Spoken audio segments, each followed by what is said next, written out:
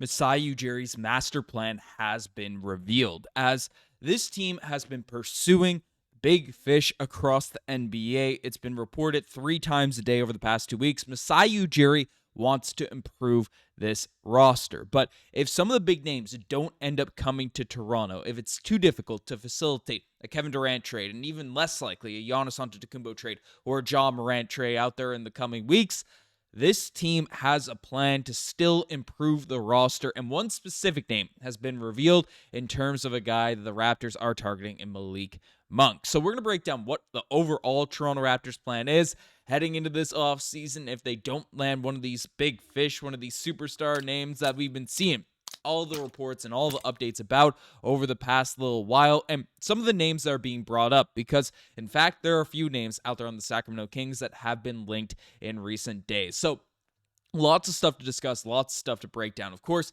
if you guys want to stay up to date with everything going on with this Toronto Raptors team, make sure you guys hit that subscribe button, because we deliver all of the latest updates, all of the latest news, and put it together so you can stay up to date on everything with this Toronto Raptors squad. So make sure you guys hit that sub button if you're interested in staying up to date with all of the madness of this Toronto Raptors offseason. But let's jump into it, because, again, we know this Raptors team is very, very interested in getting the KDs of the world, getting the Giannis of the world, taking that leap next season after acquiring Brandon Ingram, getting us back into contention in the Eastern Conference, given the fact that the Eastern Conference is completely wide open. We're seeing the Pacers make the finals, and they're a phenomenal team. Don't get me wrong. They play with a lot of hustle, energy, fight. But the Toronto Raptors have had a culture of that for years now at this point, and the talent seems to be finally in a place where they can take that leap if one more move, one more adjustment has been made. And Masai Ujiri, whether it's the biggest names in the league or not, that is his pursuit. So essentially, news has come out that if a trade with the Phoenix Suns for Kevin Durant doesn't end up happening, league sources tell Clutch Points that they will have other targets in mind. The Raptors have demonstrated interest in acquiring Kings guard Malik Monk in a potential trade, with that interest dating back to last February's trade deadline. So there's two pieces of this that are interesting. Firstly, of course, Kevin Durant, that's the association, but Masai Ujiri's whole philosophy going into this offseason. Moves are coming.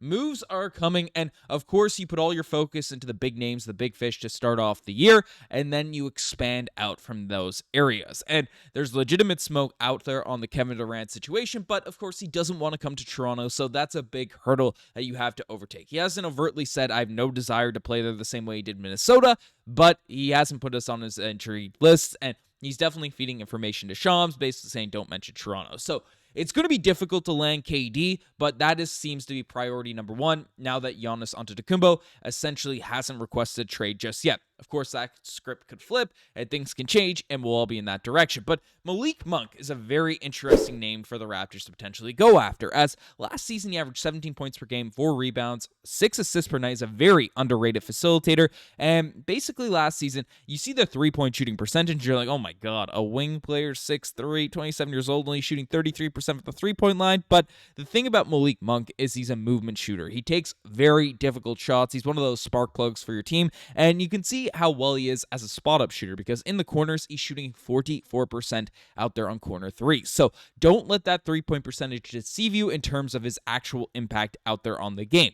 Frankly, I view Malik Monk as one of the more underrated players in the entire NBA, and is a guy that in a vacuum I think could fit the Toronto Raptors really well. You have guys like Scottie Barnes, who of course is a guy that's not a shooter first. That's well regarded, it's well known. Brandon Ingram is an elite shooter, especially from the mid-range, but isn't like that natural floor spacer. He doesn't take a high volume of three-point shots outside the three-point line.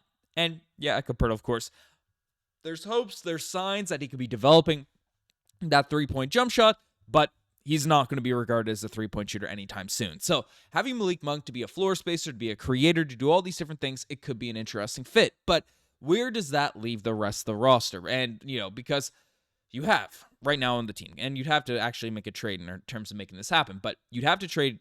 You have right now on the roster, RJ Barrett, you have Gradey Dick, you have Jacoby Walter, you have Ochai Agbaji that are all playing that similar position. And then, of course, at the forward spots, you have Scottie Barnes, Brandon Ingram, and Jonathan Mobo, and potentially Chris Boucher coming back. So it's there's a lot of players at that 2-3-4 position where Malik Monk, it would be difficult to find some rotation minutes for. So if the Raptors are making a trade, and of course, I'm stating this here right now, while I like Malik Monk, I do not want to trade RJ Barrett.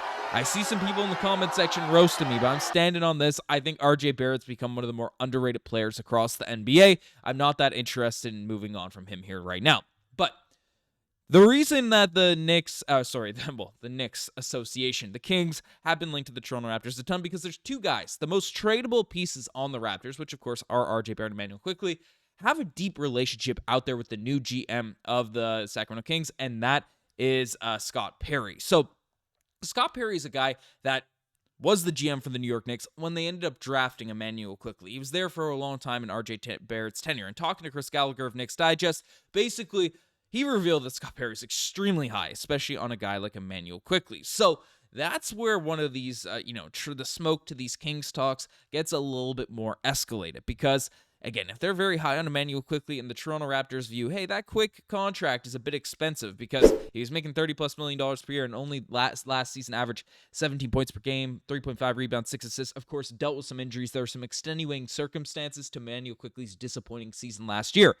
But if you do view that contract as expensive, as a tough one to get off, the Kings could be a destination as they are a team looking for a point guard, and they have some assets. Malik Monk would be an interesting fit back. Could be an interesting team to make a trade with. And then, of course, you see where things move on from there with your point guard position. Maybe you draft a PG. There's some free agency. There are some options to figure out that position out there in the future. So, that's an avenue. That's a direction that the Raptors, I wouldn't be shocked, go down because of the interest out there on the Kings side. And, this is some stuff coming from Clutch Points. This has been picked up pretty, solid reporting. Of course, I always say Adrian Wojnarowski. He's not a reporter anymore, but not Shams, not Windhorse in terms of the Raptors' interest here. But basically, the other part of this report is the Raptors just really being intrigued by improving the roster, making some moves, and, they have some fallback options. It's not just Malik Monk that Masai Ujiri has on his name. It's only one name that's been revealed by this source. But for more, rumor sources, for more stuff that's going around that I will cover, that I will discuss, just that fits the discussions and the narratives regarding this Kings trade interest, is a couple things here. So Chris Davis, of course, the guy that's been dropping some knowledge on the Raptors. Has he been right on some stuff? Yes. Has he been wrong on some stuff? Yes. Is he making stuff up? We're not sure, but it gets picked up by, you see 75,000 people are seeing it. I'm getting sent it on Twitter a ton. So what's going on? Follow Raptors Digest on Twitter to get all the latest updates. That's I'm throwing that reminder out there to people. But the Toronto Raptors and Sacramento Kings have held internal discussions about All-Star Domantas Sabonis.